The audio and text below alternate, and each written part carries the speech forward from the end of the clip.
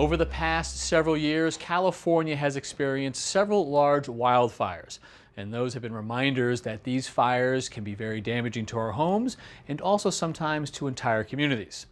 The good news is that over the past decade, there's also been a lot of scientific research that will help homeowners better understand how they can protect their houses. And that's what we want to talk about today with Dan Gorham. Dan, nice to see you. Thanks, Kevin. So you are a former firefighter, but you're also a research engineer at a nonprofit that studies this phenomenon.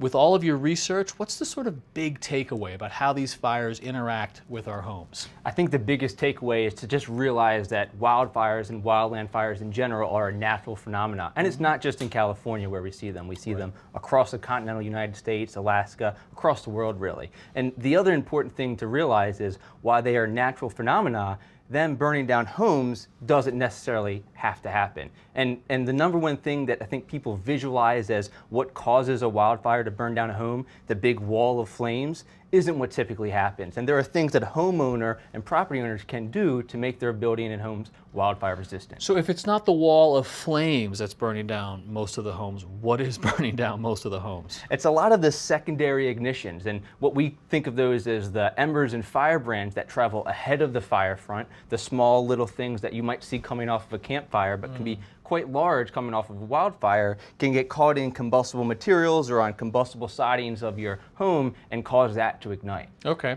so if we're talking about things like embers in the air, I presume you guys are worried about materials, and probably in particular the roof is a big vulnerability if we're talking about flying embers. The roof is always a big one. It's a big horizontal surface that's great for capturing embers, and our number one recommendation is to use a non-combustible roof material. There is a standard test method that evaluates different roofing materials for its resistance to wildfire fire exposures, class A, B, and C, where class A is the best and class C is the least resistant. And here we have a typical asphalt shingle that is a class A roof assembly, and you know it's class A because it says so right here on the packaging. And what does class A get us generally? Class A in the test method gives you, for the largest fire exposure that the method has, a 2-hour resistance to the fire. And is most asphalt a class A rated roof material? Most asphalt is, but other roof materials like wood shingles or metal roofing or tile, those also have to pass the same standard test method, but they may not be class A. They may be class B or class C. You know, it's pretty remarkable to think of a big ember that has fallen out of the sky in a wildfire, that it can land on an asphalt roof and burn for 2 hours without penetrating the house. Yeah, the problem typically isn't just the ember itself, it's when the ember lands into a susceptible fuel. So if we have debris like these leaves or pine needles that might accumulate either in the gutter or here in this crevice, the ember ignites that, and that's when you get the fire that creates a problem. So that says something about maintenance as well, right? I mean, you could have a class A roof, but if it's covered in effectively kindling, you got a problem. Keep it clear, let the roof do its job. Maintenance is always important. All right. In terms of the side of the house, sidewalls, siding, do you guys think about that?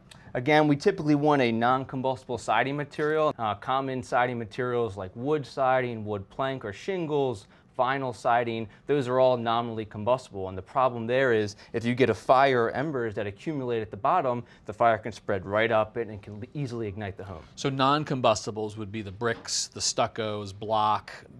Around here, though, we've got a lot of shingles and clapboards. What are we doing about those? So there are alternatives on the market, and we have some samples right here. This is a fiber cement board.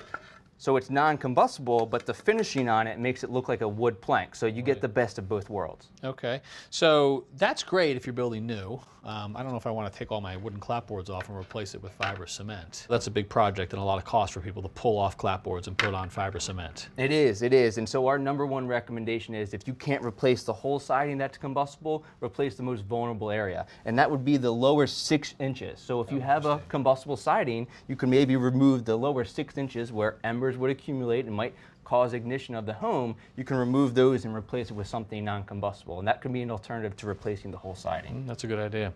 In terms of the perimeter of the house, I'm thinking now bushes and shrubs and such like that. You guys thoughts on those? A lot, and that is an important thing to, again, maintain for the home. And so we break the defensible space up into 3 zones. We have the 0 to 5 foot zone, which should be non-combustible materials. Typically, you might be wood mulch, so you see like right here. But the problem with this is ember gets caught in here. It's basically basically kindling. This is going to catch fire and cause a direct flame contact to the side of your home. It is sort of like kindling. I never thought about it that way before. So I presume you guys prefer something like stone? Yeah, this rock mulch you see right here, which again is pretty aesthetically pleasing, but ember gets caught in here, you're not going to have a fire problem. No mulch, but also no bushes in that first 5 feet? That first 5 feet should have no combustible materials. Then you get 5 to 30 feet out from the home, and that's where you want to have some ornamental vegetation. You want to have trees. We're not asking people to clear cut their whole property, but when you space those, you want to have them such that the fire won't jump from one to the other. So you want adequate spacing between those. And then as I step out beyond 30 feet, do you guys care about out there? Are you thinking about that, or can I do whatever I want?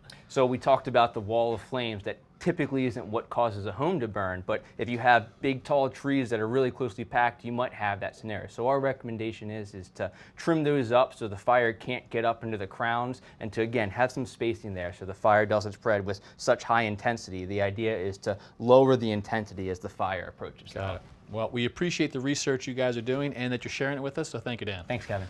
Thanks for watching. This Old House has got a video for just about every home improvement project, so be sure to check out the others. And if you like what you see, click on the subscribe button to make sure that you get our newest videos right in your feed.